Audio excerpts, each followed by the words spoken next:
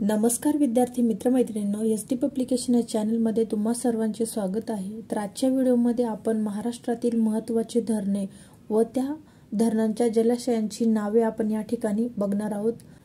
तर परीक्षेमध्ये धरणे व त्यांच्या जलाशयांची नावे याच्यावरती नेहमी प्रश्न विचारला जातो।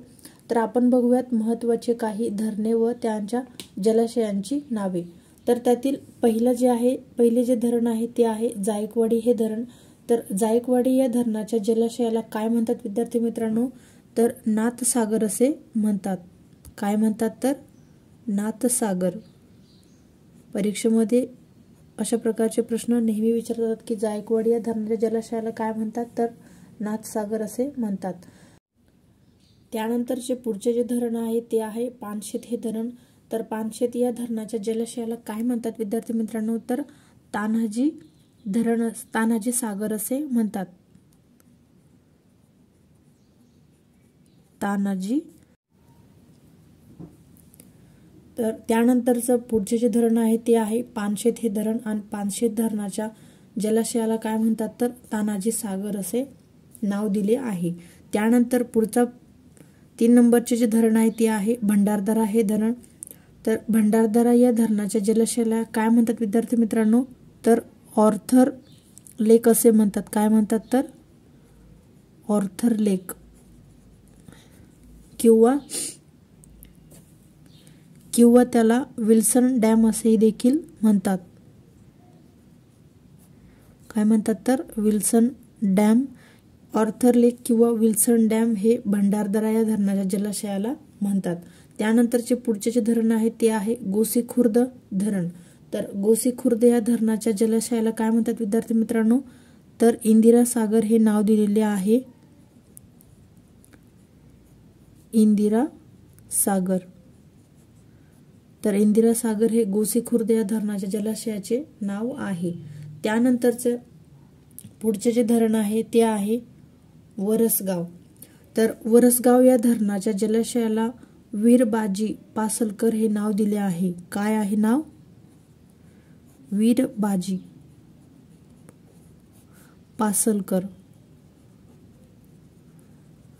हे कोणत्या धरणाचे नाव आहे? तर वरसगाव या धरणाच्या जलाशयाचे नाव आहे वीरबाजी पासलकर।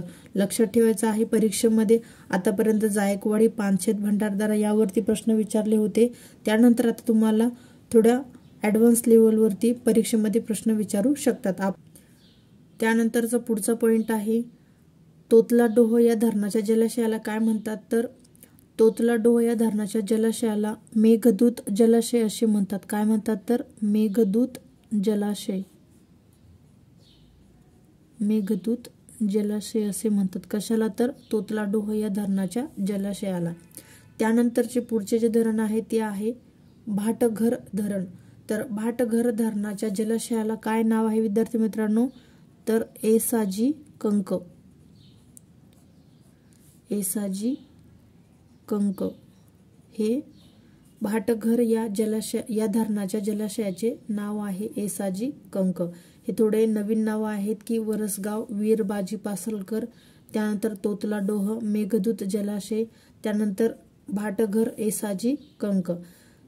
त्यानंतर 8वे जे धरण आहे त्या धरणाचे नाव आहे मुळा धरण आणि मुळा धरणाच्या जलाशयाचे नाव काय आहे विद्यार्थी मित्रांनो?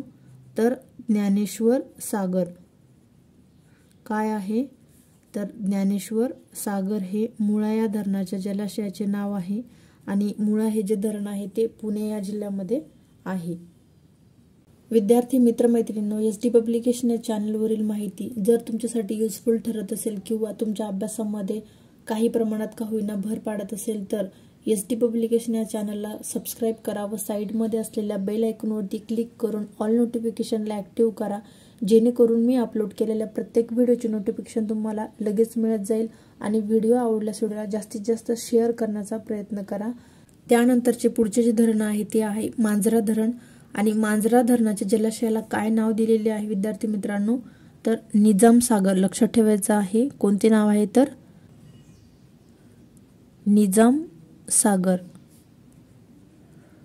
निजाम सागर हे कोणत्या धरणाच्या जलाशयाचे नाव आहे? तर मांजरा या धरणाच्या जलाशयाचे नाव आहे। त्यानंतरचे पुढचे जे धरण आहे ते आहे कोयना हे धरण आणि कोयना धरणाच्या जलाशयाला काय नाव दिलेले आहे तर ते दिले आहे शिवाजी सागर। काय आहे तर शिवाजी सागर हे कोयना या धरणाच्या जलाशयाचे नाव आहे। त्यानंतरचं पुढचं जे धरण आहे ते आहे राधानगरी हे धरण आणि राधानगरी या धरणाच्या जलाशयाला लक्ष्मी सागर हे नाव दिले आहे। कुठले आहे तर लक्ष्मी सागर हे राधानगरी या धरणाच्या जलाशयाला दिलेले नाव आहे लक्ष्मी सागर। त्यानंतरचे पुढचे जे धरण आहे ते आहे तानसा। तर तानसा या धरणाच्या जलाशयाला जगन्नाथ शंकर शेट यांचे नाव दिलेले आहे। काय आहे तर जगन्नाथ शंकर शेट हे तानसा या धरणाच्या जलाशयाचे नाव आहे जगन्नाथ शंकर शेट। तुम्हाला हे पॉइंट्स लक्षात ठेवायचे आहे की तानसा या धरणाच्या जलाशयाला जगन्नाथ शंकर शेट यांचे नाव दिलेले आहे। त्यानंतर राधानगरी या धरणाच्या जलाशयाला लक्ष्मी सागर हे नाव दिलेले आहे।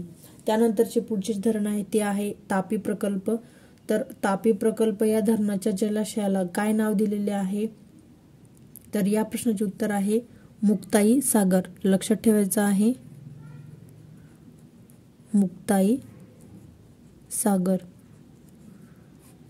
तापी प्रकल्पाच्या जलाशयाला काय नाव दिले आहे तर मुक्ताई सागर। त्यानंतरचा पुढचा जो धरण आहे 14 नंबरचे ते आहे माणिक डोह धरण। तर माणिक डोह धरणाच्या जलाशयाला काय नाव दिलेले आहे तर शहाजी सागर हे नाव दिले आहे। तर विद्यार्थी मित्रांनो कन्फ्यूज व्हायचे नाही आहेत। कोयना या धरणाच्या जलाशयाला शिवाजी सागर नाव दिले आहे आणि माणिक डोह या धरणाच्या जलाशयाला शहाजी सागर हे नाव दिलेले आहे। त्यानंतरचे पुढचे जे धरण आहे ते आहे चांदोली हे धरण आणि चांदोली या धरणाच्या जलाशयाला काय नाव दिलेले आहे तर ते आहे वसंत सागर। वसंत सागर हे चांदोली या धरणाच्या जलाशयाला दिलेले नाव आहे।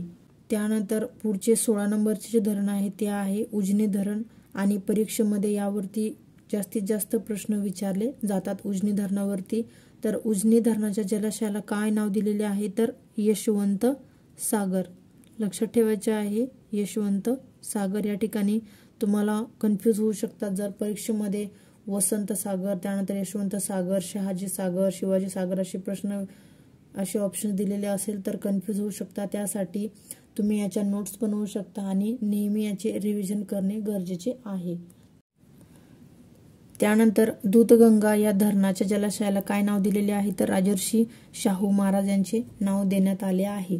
त्यानंतरचे पुढचे जे धरण आहे ते आहे विष्णुपुरी हे धरण आणि विष्णुपुरी या धरणाच्या जलाशयाला काय नाव दिलेले आहे तर ते आहे शंकर सागर।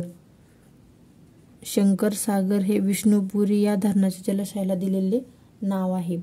त्यानंतरचे पुढचे आणि या व्हिडिओतील शेवटचे जे धरण आहे ते आहे वैतरणा हे धरण आणि वैतरणा या धरणाच्या जलाशयाला काय नाव दिलेले आहे तर ते आहे मोडक सागर। मोडक सागर। तर विद्यार्थी मित्र मैत्रिणींनो तुम्हाला आणि आजचा हा व्हिडिओ तुम्हाला कसा वाटला हे तुम्ही मला कमेंटमध्ये सांगा आणि व्हिडिओ आवडल्यास व्हिडिओला लाईक शेअर करायला विसरू नका आणि तुमच्या अभ्यासू मित्रांना जास्तीत जास्त शेअर करण्याचा प्रयत्न करा। थँक्यू।